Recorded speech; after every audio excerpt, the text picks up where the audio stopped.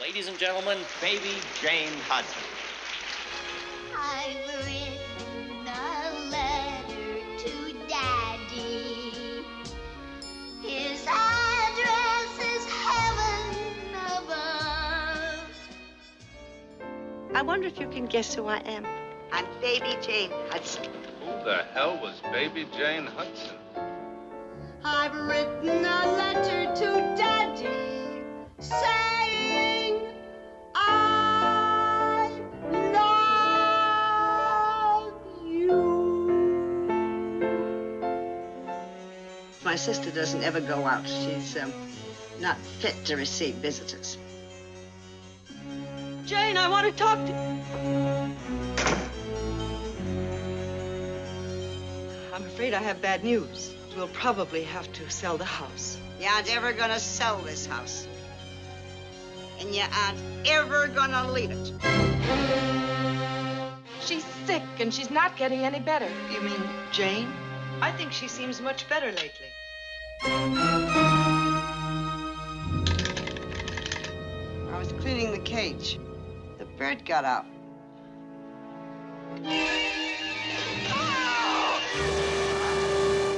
You wouldn't be able to do these awful things to me if I weren't still in this chair. But you are, Blanche. You are in that chair.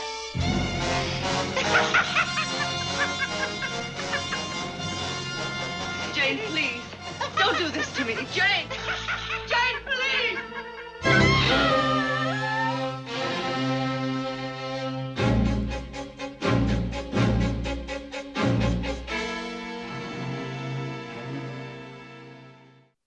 Good morning. Welcome to Saturday Matinee.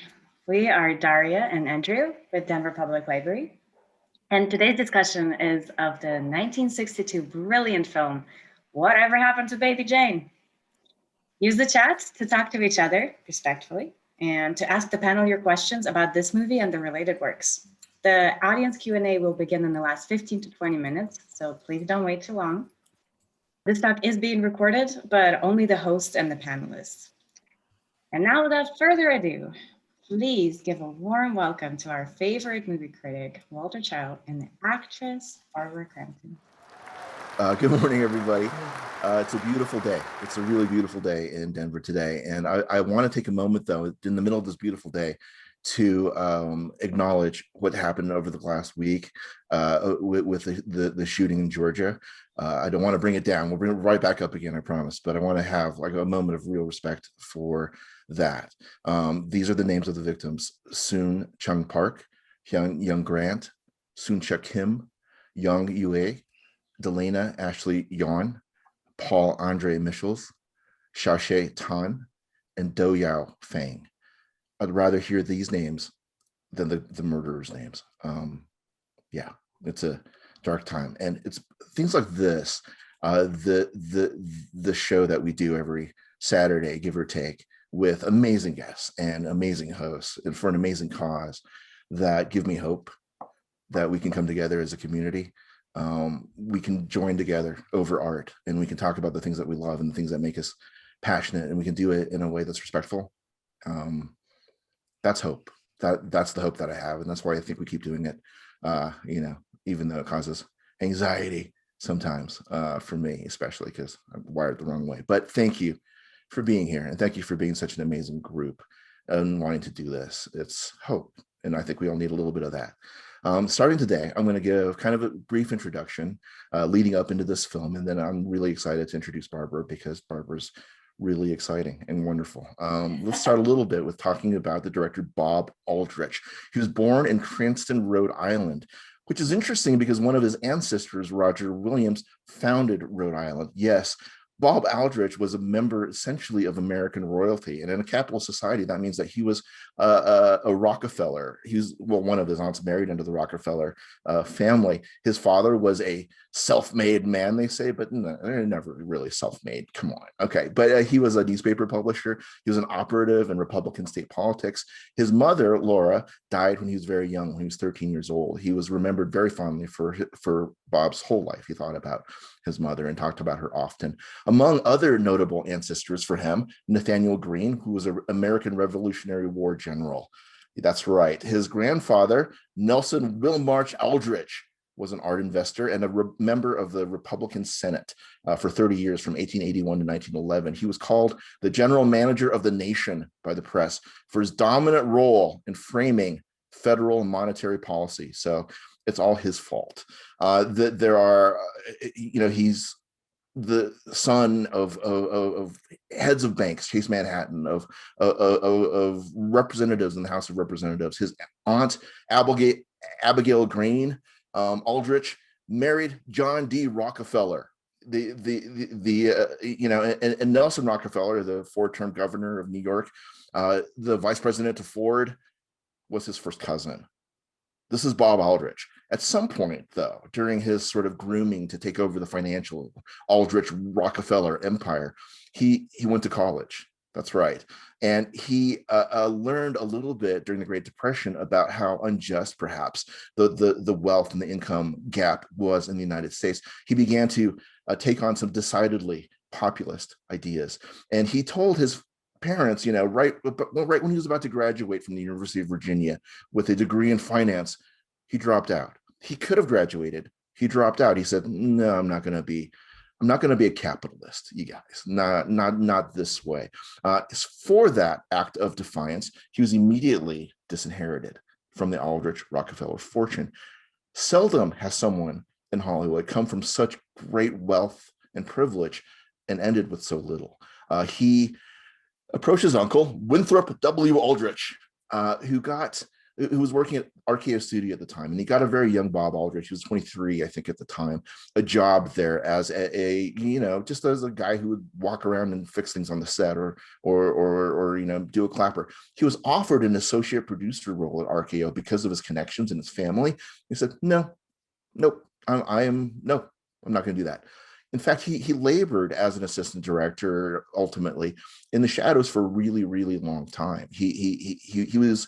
But during that time, he apprenticed on movies by people like Charlie Chaplin, Max Ophuls. He really learned his trade from the greats.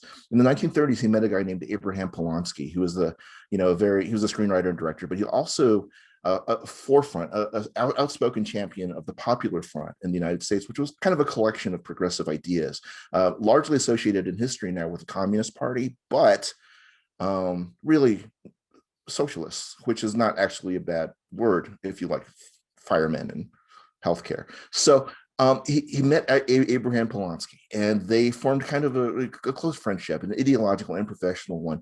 He helped out on a movie called Body and Soul in 1947 that was written by Polanski and directed by Robert Rossen, who would go on to direct The Hustler. It starred John Garfield. It's about a prize fighter, a boxer, who is told to throw a fight or else be killed, and he doesn't do it. And the film is really a harsh and timely criticism of capitalism and how unredeemable essentially that system is. If you've not seen Body and Soul from 1947, directed by Robert Rossen, I highly, highly recommend that you give it a look. He was eventually, Aldrich, given the chance to direct his own movies. He directed a movie called World for Ransom in 1953. It's fine. What's interesting about that film, though, is that it was seen by Burt Lancaster, who loved it. And he said, "Man, this kid, he's going places." And so he hired Aldrich to do two movies with him, one called Apache, which is really interesting, and the other Vera Cruz, which was a huge hit. It was a Western starring both Gary Cooper and Burt Lancaster. It made Aldrich bankable as a director, and he used that currency to make one of the key film noirs called Kiss Me Deadly. It's from a novel by Mickey Spillane, Ralph Meeker, the best Mike Hammer. He's brutal in it. If you go through his movies, if you look at Bob Aldrich's films, you see this really strong working class, progressive, anti-capitalist stance throughout it. And you'll find it in Baby Jane as well. And we'll talk about that a little bit today. He rejected all of the trappings of the big, of the popular. He believed, like Oscar Wilde did, that everything popular is wrong. He said about this, and he started his own company, and the company failed. And he was making movies that he really believed in but didn't do very well, which old story, right? He says this. He says, "They got caught up in the system, these movies did, and were not profitable pictures.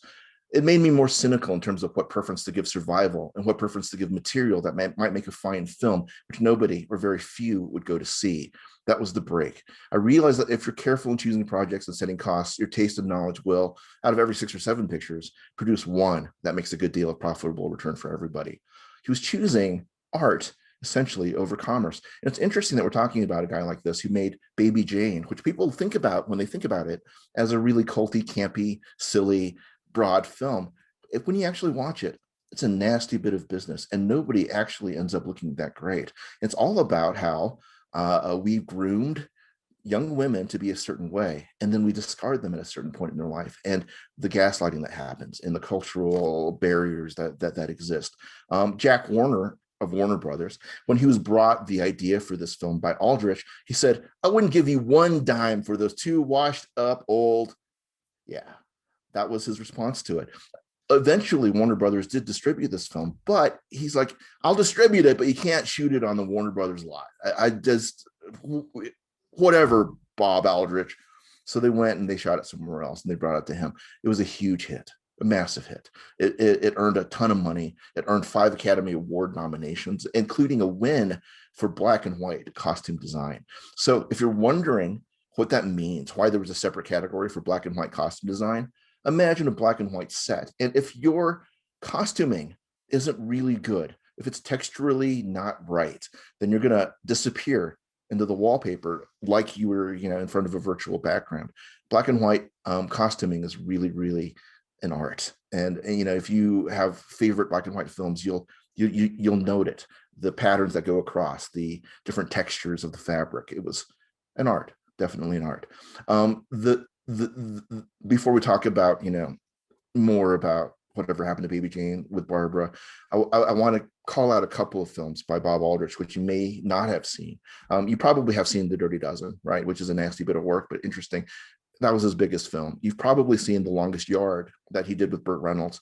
Really interesting movie too about the carceral state and professional sports. Even Bob was a football player, captain of the football team when he was in high school. He's a Rockefeller. Come on. So a couple of movies to think about, to watch with Bob Aldrich if you haven't. One is from 1977, a later one. It's called Twilight's Last Gleaming. It's about it's a nuclear thing essentially, but it ends up with a memo admitting that over 50,000 Americans and 100,000 Southeast Asians have died in a war that the government knew that the United States could never win. Does that sound familiar to us and our never-ending Orwellian forever wars? Does it sound familiar to us when we have an administration responsible for over 500,000 known dead because of their cynical profiteering of it? Hustle is a movie to think about from 1975. It's like a police detective movie in the grimmest, darkest way. It speaks about how police are corrupt and not uncorruptible. Watch Ozana's Raid, his Western with Lancaster, extremely dark and heavily influential for a lot of your favorite modern directors. And really track down and watch a movie he did called Emperor of the North with Lee Marvin and Ernest Borgnine. It's essentially about two railbows, 2 bums that ride on trains that try to establish themselves as the Emperor of the North Pole. Okay. All right. I'm not sure I did enough to sell it, but you got to watch it. It's amazing. Okay. Very briefly, because we've talked about both of these characters already. I say characters, but human beings already in the course of our series, Joan Crawford and Bette Davis. Absolute titans. Joan Crawford, born maybe March 23rd, 1904. She never was really clear about that. We don't actually know how old Joan Crawford ever was. Legendary career, legendary persona, unfortunately overshadowed by a biography written about her called Mommy Dearest. I say unfortunately not because Christina didn't have the right to speak her truth. Absolutely talk about your abuse, please do. But that I think it overshadows some of the really good work that Joan Crawford did. How do we negotiate the artist and the art? That's a bigger question that I'm not prepared to answer. But the art that does exist from Joan Crawford, I find to be at times extraordinarily uplifting. Her work in The Women from 1939 is Yeah, her work in Mildred Pierce, for which she won an Oscar, unbelievable. Her work in Sudden Fear, the film that we did as part of the series. This is a person who used the wisdom and the pain in her life, and is there on screen. And we'll talk a little bit about what an actress brings in the second part of her career, as opposed to the first. Bette Davis, born in 1908, we're pretty sure about that. She, another legend in a poll done a few years ago. She's the second most influential female actor of the golden era, behind Katharine Hepburn. If it were up to me, it would be flipped. I'm not a huge Katharine Hepburn fan. I love Bette Davis a lot. Please don't send letters to the library. Send them right to me. I know Katharine Hepburn. Everyone loves whatever. Okay. All About Eve, of course. She won 2 Oscars at the time of whatever happened to Baby Jane. She wanted the hat trick. She wanted the 3rd Oscar, and her not winning it for this film is the source of a lot of Hollywood legend, and we'll talk about that. If you're not familiar with Bette Davis from the 1930s, I would say actually that's her key decade.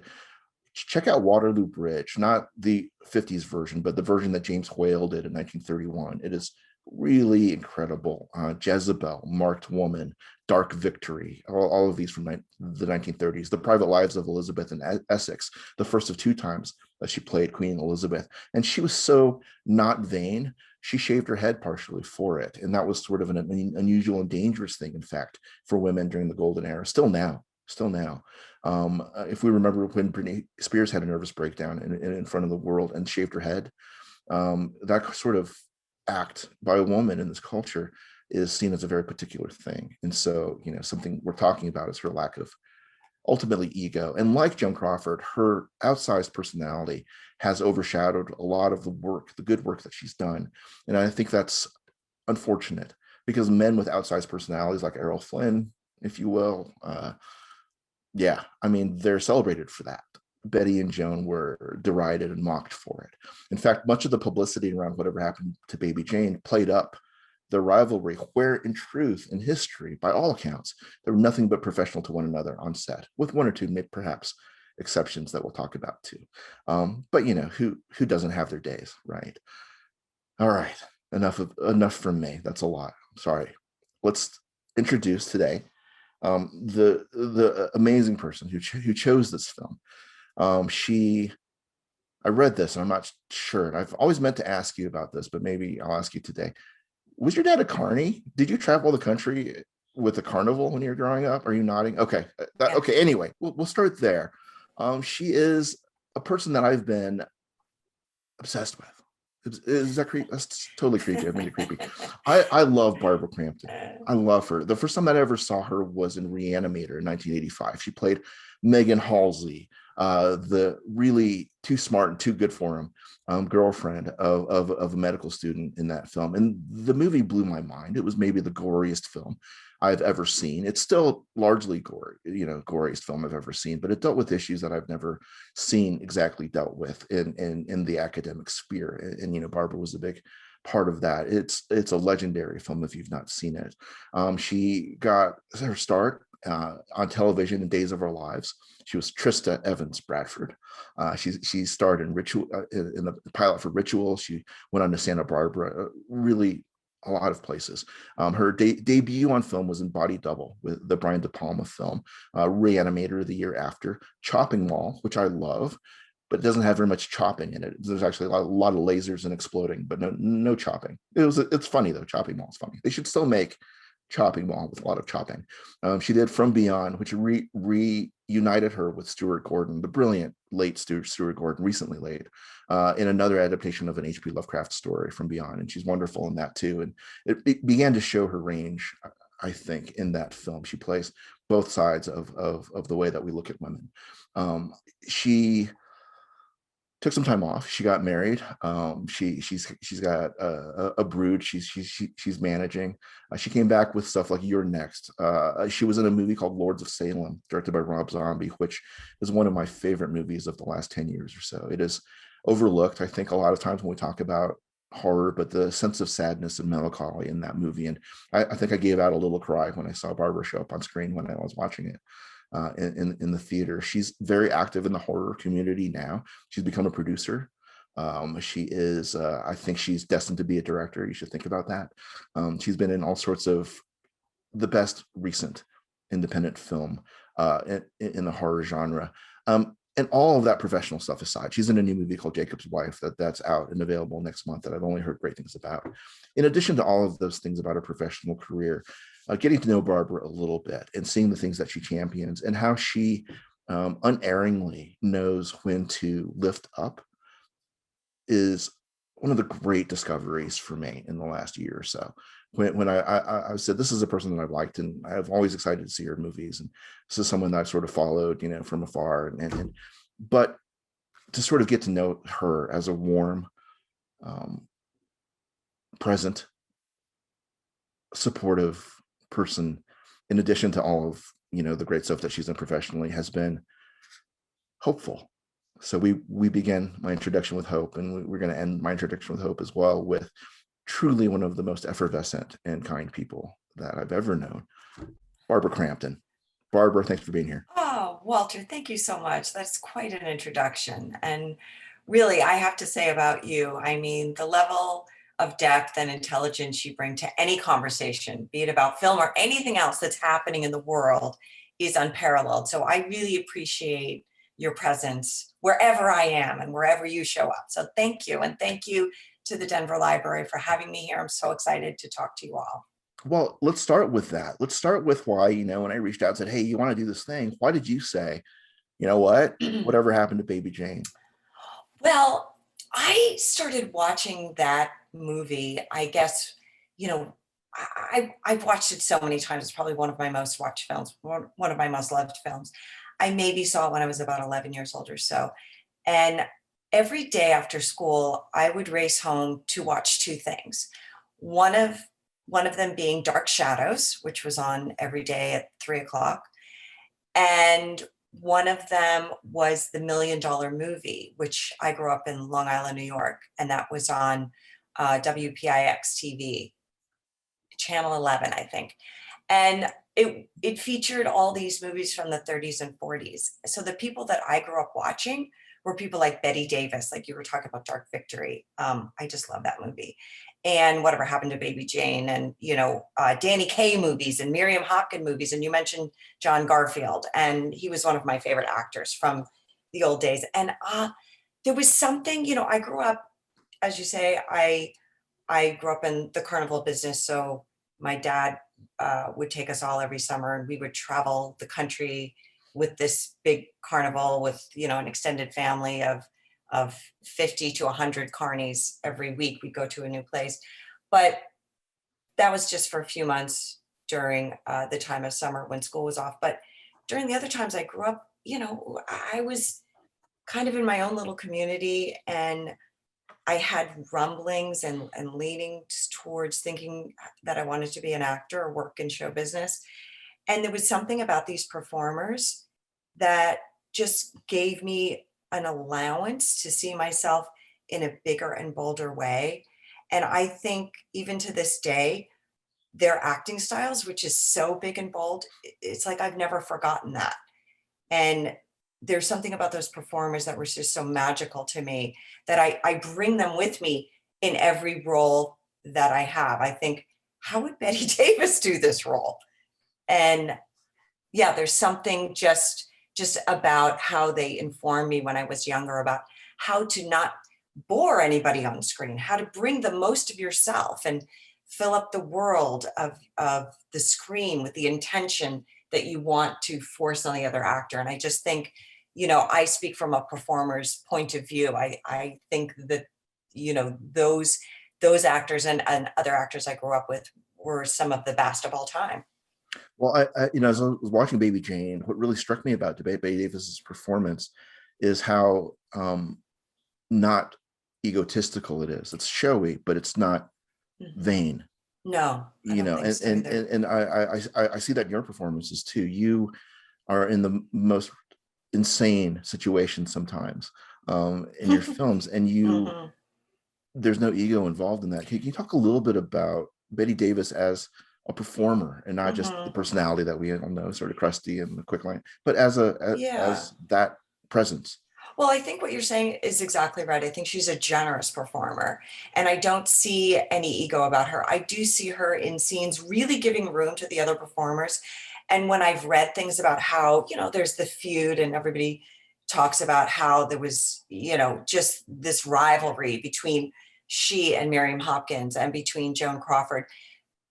Betty Davis was always very outspoken about her admiration for these people that she was working with, and you see that on screen. I mean, listen, I've worked with people that have tried to upstage me on screen, and I know what that is. Very few, but it's happened, and I've seen it in some other performers over the years that I just watch, and I go, oh, that person didn't really give that person room in the scene.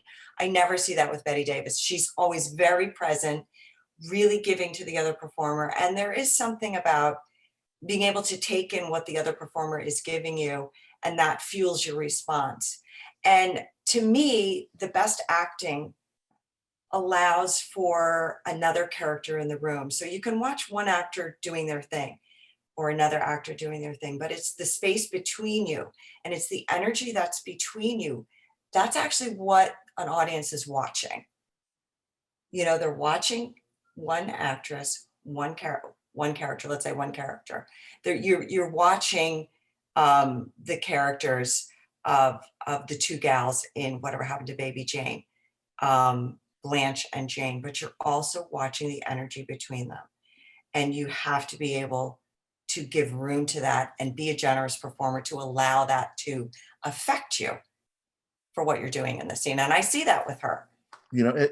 I think it's fascinating what you're saying, because when I first saw a lot of these Betty Davis and Joan Crawford movies, I approached them ready to camp it up. I approached them ready to mock, ready to hoot, with bourbon in one hand and my friends in the room. Mm-hmm. And I have been consistently sort of sat down and shut up about it. Mm-hmm. There's such warmth from them in the films that they're in, and it's completely overshadowed, I think, by the reputations that they have developed that are fun, but don't speak to their artistry. Well, I think what you're saying is true too about, if Errol Flynn acts out, which he did, during the old days, he was a carouser and a drinker. He's celebrated for that. For a woman, she's not. And it's still, even to this day, I mean, we're still fighting the same battles we're always fighting as women. And, at the time that these movies were made, and I think it was Baby Jane that ushered in the title of Psycho-biddy and what we're calling it hag horror, which, I jokingly said to you a few weeks ago, let's bring back hag horror, because, in some ways you can say that Jacob's Wife, which is coming out next month, is a bit of a hag horror, because I'm an older person with an older person's story in sort of a surreal, over the top situation. But,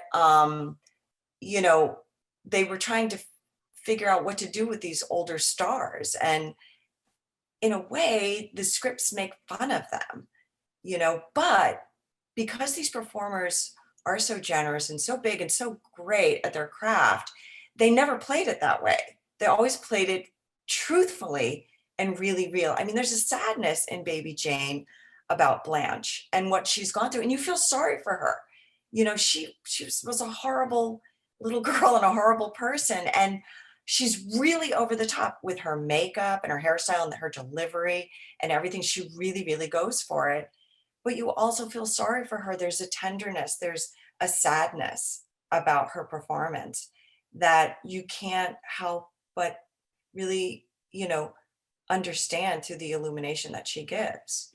There's a scene at the end, on the very end, on the beach, when Blanche is like making her confession, and Baby Jane, covers her ears, like, don't talk about that. And that could have been, but it's like there's real damage here that they're unpacking. And not to discount like the realness of their feud. They did hate each other. There was horrible stuff that they did to each other, to sort of torture each other, even on the filming of this. Like, Joan Crawford's one of her husbands was the chairman of Pepsi, and Betty made sure that there was a Coke machine on set. There's little stuff like that. It's really kind of and Joan Crawford, as retaliation, she wore like a heavily weighted belt for those scenes where Betty had to drag her, because Betty had a bad back. So it's fun stuff. It's fun stuff. But let's not overshadow, that stuff. Really famously, like when Joan Crawford died, Betty Davis says something like, my parents always taught me never to speak ill of the dead, only good. Joan Crawford is dead. Good. So, that's so big Hollywood stuff. Maybe they played that up a little bit too for their audience because they knew that, it was publicity. It was, and they had publicity shots that were staged of them feuding on the set of it, when in reality they were really quite professional on set. So it isn't that in the personal life they loved each other. No. They hate each other since 1930 with French hot tone and all that stuff. But on screen, there is an amazing humanness that they bring to what could have been just like a freak show, right? I think they cared about the work more than anything. And I think that's, with all the feuds and the weird publicity and things that the studios tried to drum up about them, I think they just really cared about the work, and that was the most important to them. And for women, there's so many barriers we have to break, and we're still trying to break. And the more we can hold on to that respect for ourselves and our work, the better we're able to stand on our own and say, look and see, this is what we've done. This is the history that we have behind us. I mean, look at the body of work both of these women have and what they were able to accomplish with all of their supposed bad behavior, that their families even talked about them. And even B.D. Merrill wrote a book about Betty Davis. And I had read that maybe 30 years ago. The only thing I really remember from that, I do remember generally that she spoke kind of ill of her mother, but also, working on the set of Whatever Happened to Baby Jane, she did say to her, she respected her mother and she knew what her mother was doing. And Betty Davis, if we want to talk about how these women really went for it in their art, she said to her mother, "This time, mother, I think you've gone too far." With the wig, and the outbursts and the anger. I mean, I think she did have that in a lot of her other movies, because I say she was a really full performer. But just how nasty she was in this film. She just really went for it. And like you were talking about the end scene where they're on the beach, and it's heartbreaking when Blanche says, when Betty says, "All of this time we could have been friends."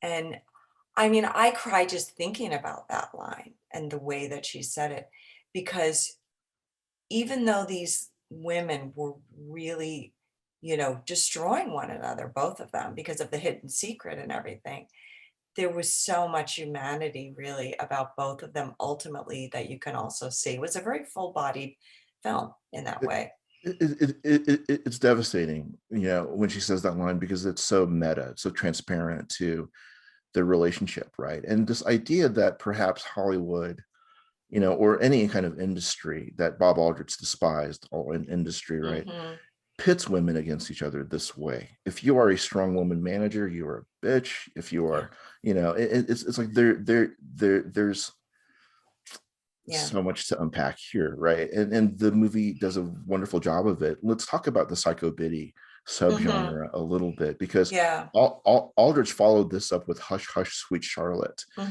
Southern Gothic Psycho-biddy movie, if you will, starring Betty Davis again, and a really great performance in that. I mean, I think she murders Bruce Dern, or impossibly young Bruce Dern in it. Spoiler alert. But Joan Crawford was asked to be back, and she agreed, and then she dropped out at the last moment, because she felt like she was they're being mean to her, kind of. Betty Davis was being mean to her. But it's kind of a tragedy, because they could have been friends had this not been so. Well, I don't know if they could have or not, but it was really played up that they weren't, let's say. But after Whatever Happened to Baby Jane, there's Straight Jacket, there's Hush Hush, there's Die Die My Darling, which is a great one. Whatever Happened to Aunt Alice, which was another one that Bob Aldrich produced. Whoever Slew Auntie Roo. But I love that. Isn't that good? Yeah, it's so good. Yeah. But you see elements of the Psycho-biddy, quote unquote, thing, and stuff like Carrie, even, with a Piper Laurie in there, or a really great film from 1981 called Butcher Baker Nightmare Maker. with starring Susan Terrell. It's a really Yeah. great progressive, Mhm. queer friendly film. Yeah. I mean, all these women, and these Psycho-biddy movies were about these older, glamorous women who then get to terrorize the people around them. But how come there's no male equivalent to that? Because men wouldn't do that, or it's beneath the men, or we have enough roles for men in important, powerful positions that we don't need to relegate them to the Psycho-biddy subgenre. I mean, I think that's more of it than anything. Exactly right. And how quick we are to push movies into this genre, to compartmentalize them in an easier way. And to right? push women aside, to Exactly. say, okay, this is where you're relegated to now. This is where you're going to live. So I want to bring up, and you've not asked us to do this, but I want to talk about your new film, Jacob's Wife, because I know that it's really, really important to you, that you've been working on it for 5 years. Talk to me a little bit about Jacob's Wife. Well, it's surprising, you see a movie come out and the general audience goes, oh, there's a cool new movie, but not realizing that even Steven Spielberg, sometimes it takes 20 years for him to get something to the screen. But I'm been an actress for over 35 years, and I'm a new producer. I've just produced a few movies before this.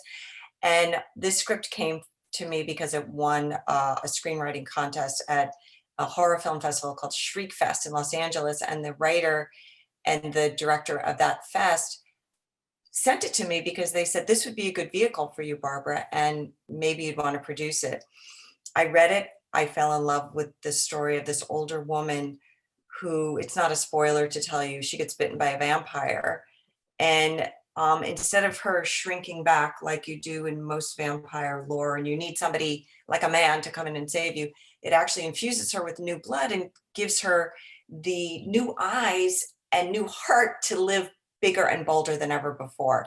And she sees the world differently.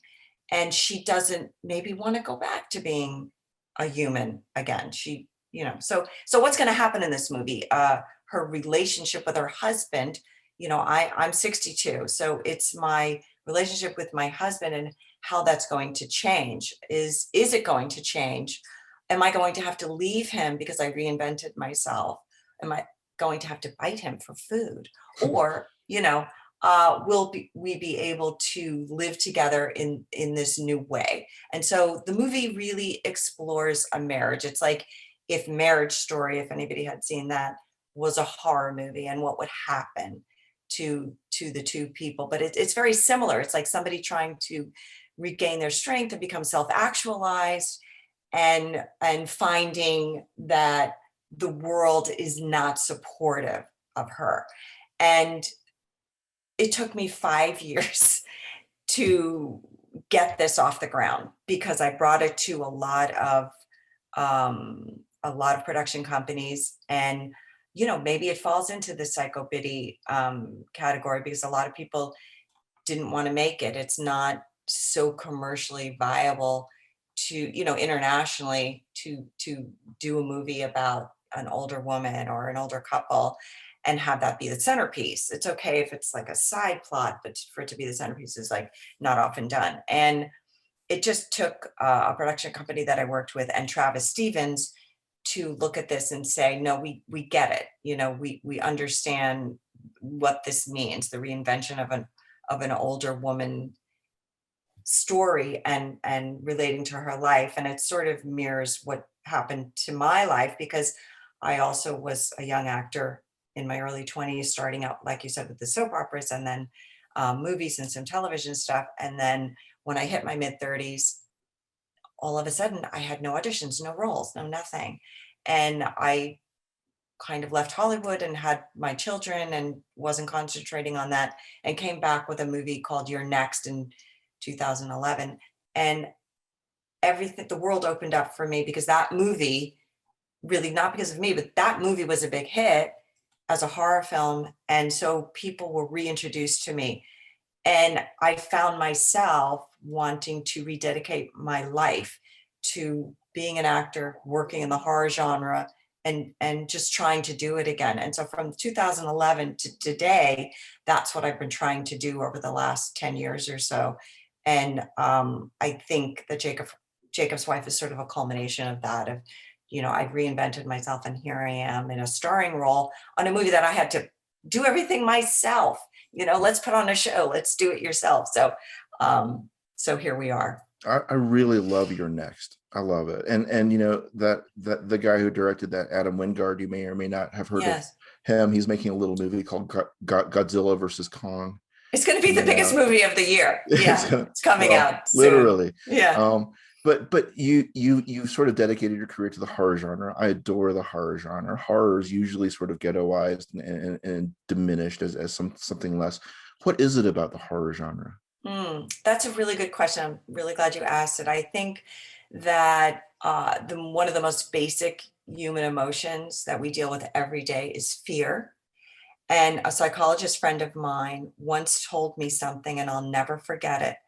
He said, we make more decisions based on fear than we do out of love. And unfortunately, I think that's true over the, what happened last week, and what happened in the last many years and forever in history. We make more decisions based out of our own fear of the other, or what we don't have, or somebody's going to take something away from us. And I think that by exploring our fears on screen, we get to see ourselves in these situations and see ourselves as being victorious or being a survivor and overcoming those things. And also, fear is a very active emotion because it promotes action on screen, and people doing things. You're taking action, and film is a visual medium, so you want to see people actively doing things. So I think the horror genre is very right to explore a lot of different stories about what we are fearful of and how we can overcome it to hopefully become better people. Because even though I like the horror genre, Walter, I love love and I love empathy, and I do think that the other side of that, of fear, is about understanding and empathy and love. And I think that horror is about as much about empathy as it is about our fear and just dealing with it. And what does that look like? And how can we be better people? I think it's beautifully said. And what you've said about Jacob's Wife, it sounds like an examination really of how marriage and love survives change. Yes, exactly. Yeah. So with that, it's a beautiful way to segue into questions from our guests, lovely guests assembled today. If you have questions, Daria, what do we got? We're going to start with Chris's question. Thank you for it. It goes, I've always loved Davis and Crawford, but I began my fandom as a gay man, loving Betty most. In the decades of watching both their films, I've come to appreciate Joan on screen more than Betty. Do you feel like one will stand the test of time more easily than the other? I think there's something about Betty Davis that anybody who feels like they were an outsider or on the fringe really revels in, because she does live from the inside out. She's a huge personality on screen and off. I mean, I admire her because she really was the author of her own career and her own destiny at a time when women weren't really allowed to do that. I mean, she was a star, and you really had to, the studios had to listen to her, and everybody on the set had to listen to her. And she didn't take any crap from anybody, and she was her own person. And I think that anybody who lives in a world where they're afraid to be themselves, or they don't feel like they're given the room to be themselves, can look at Betty Davis as the realization, and look to her as being the gift of permission. So I would kind of agree with you. I kind of feel like Betty Davis is the embodiment of us all being able to give the permission to live as big and boldly as we goddamn want to.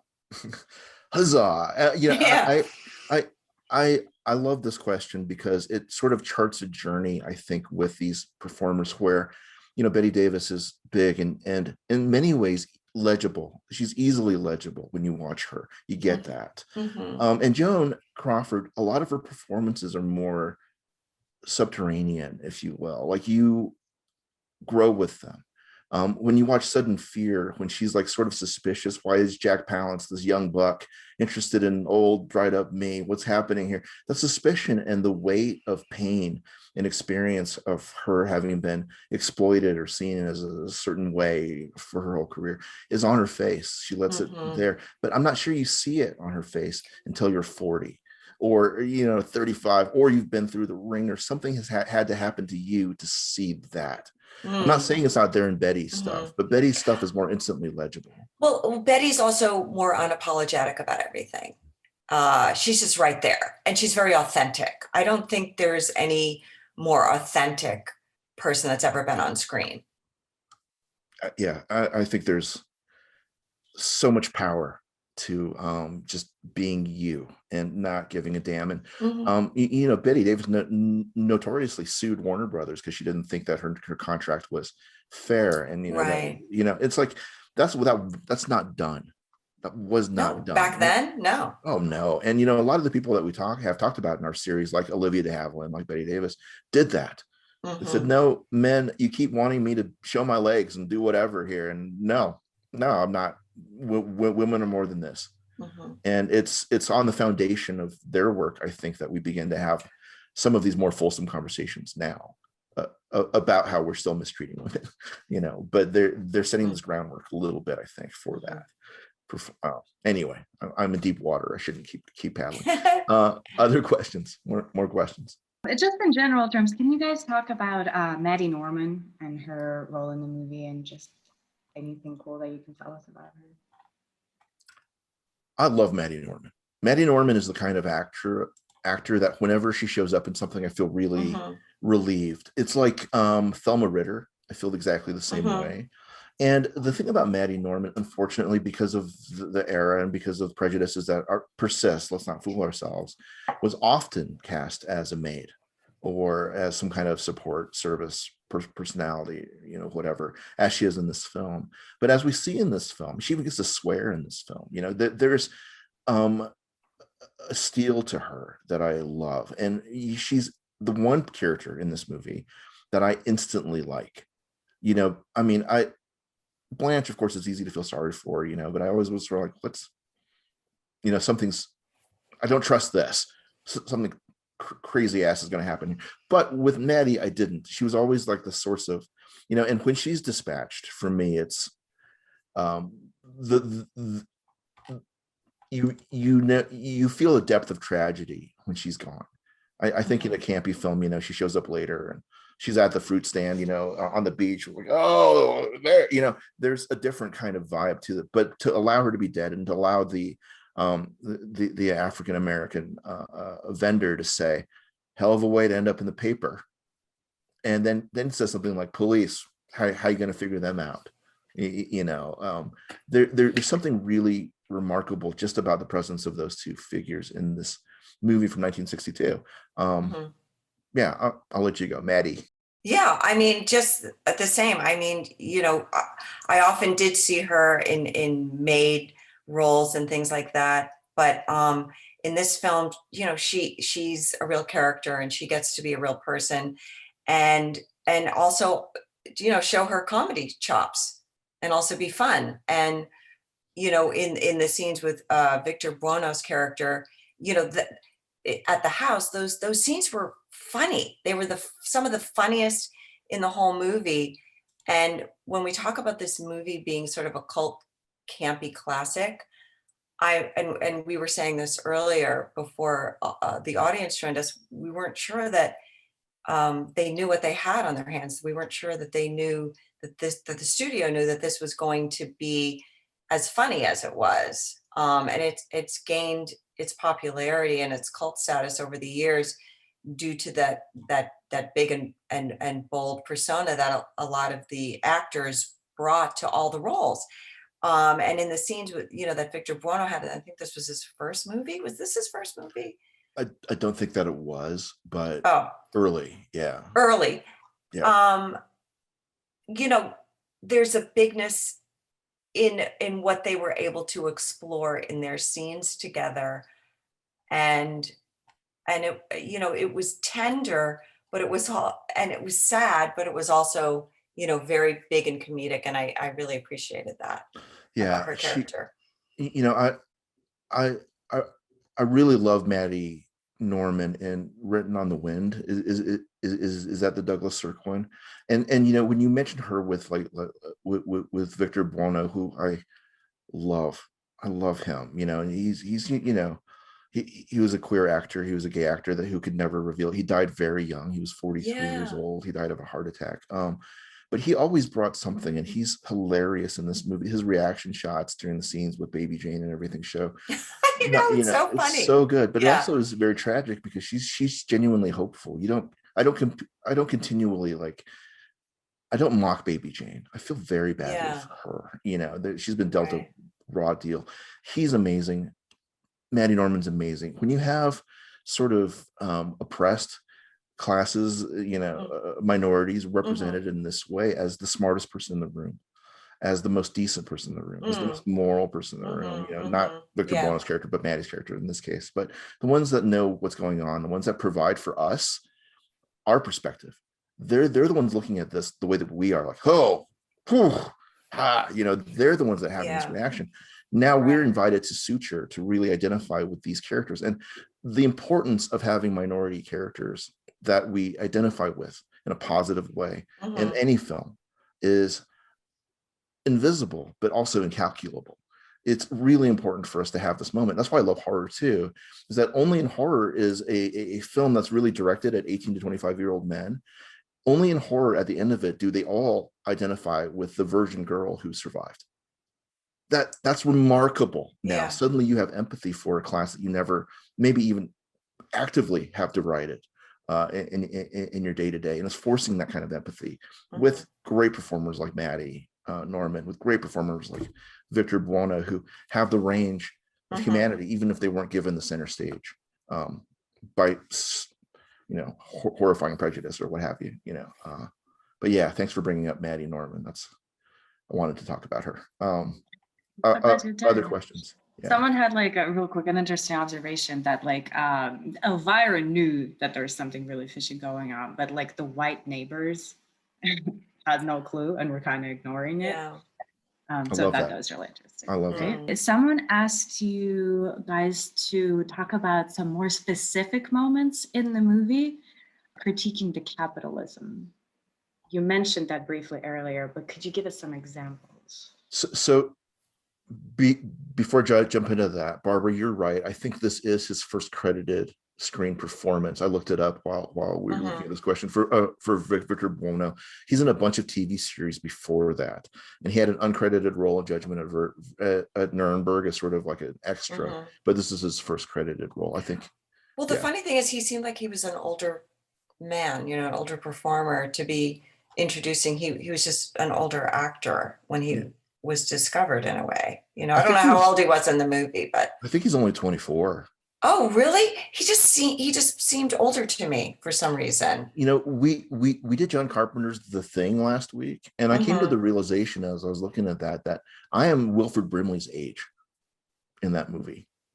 I'm now Wilford Brimley's age. So wow. Yeah. I mean, no, that's what I said. So I'm sorry. The question about capitalism, the role of capitalism, the role of well, for me, it was largely that it's very critical about them not being able to afford care, not being able to afford their home, not being able to sort of make a living because of who they are or who they had been. They've been living on residuals or whatever, for a long time.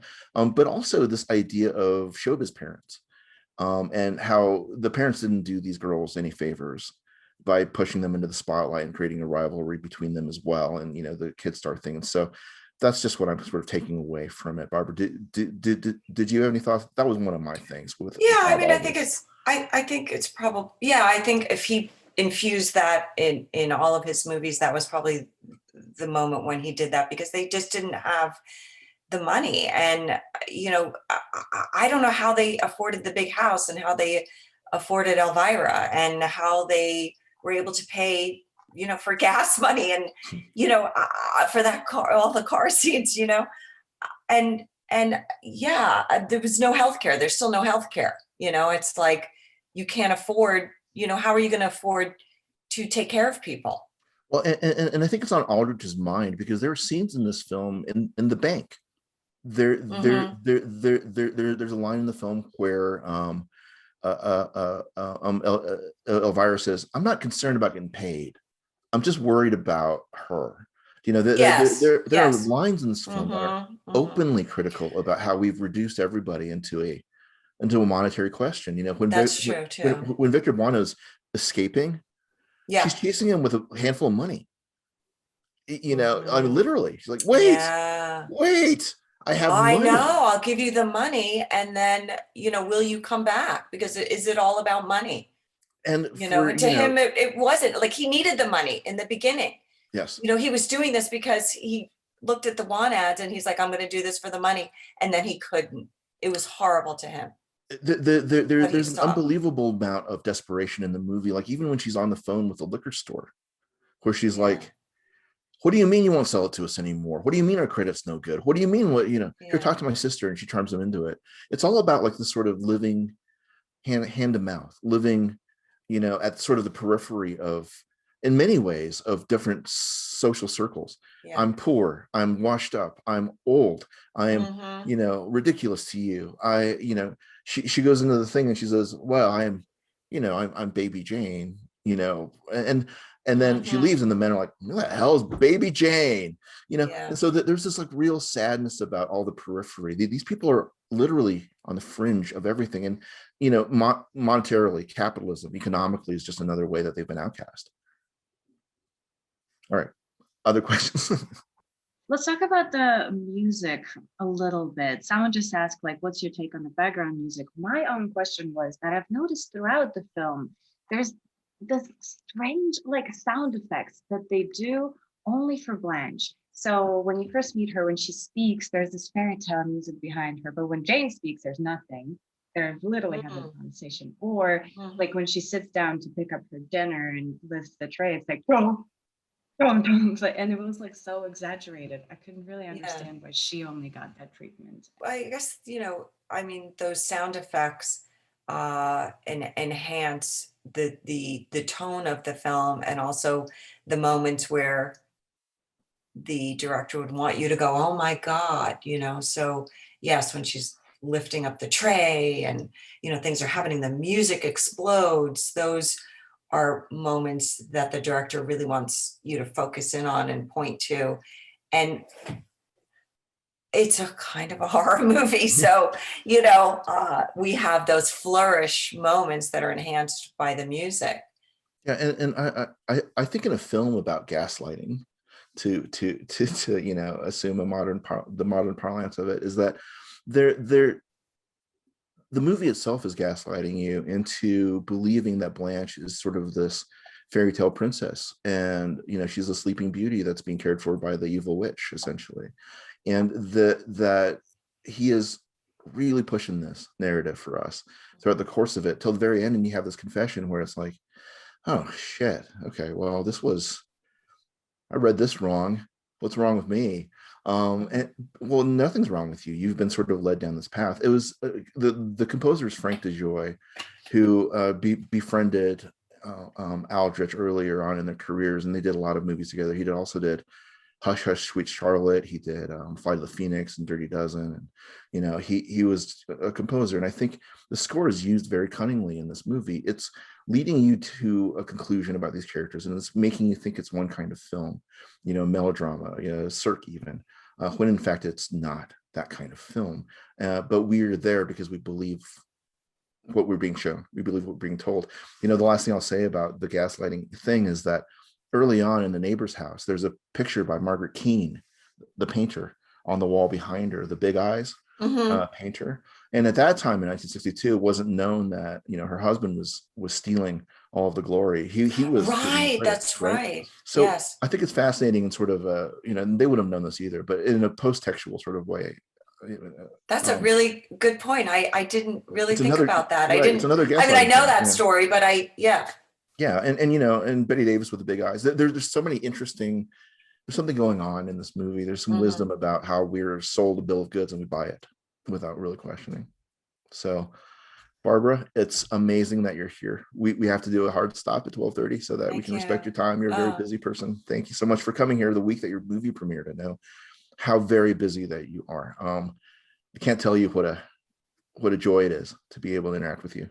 Thank you, Walter. Thank you to the Denver Library and for everybody who was listening today and watching. I really appreciated your invitation. Thanks so much. Barbara, it's amazing. We're gonna play us out with a tune by the great Concrete Blonde, John Napolitano, one of my favorites, called Bloodletting. It's a song that I understand plays a prominent role in Jacob's Wife. Please watch that when you guys can. Thank you so much, everybody. Thanks.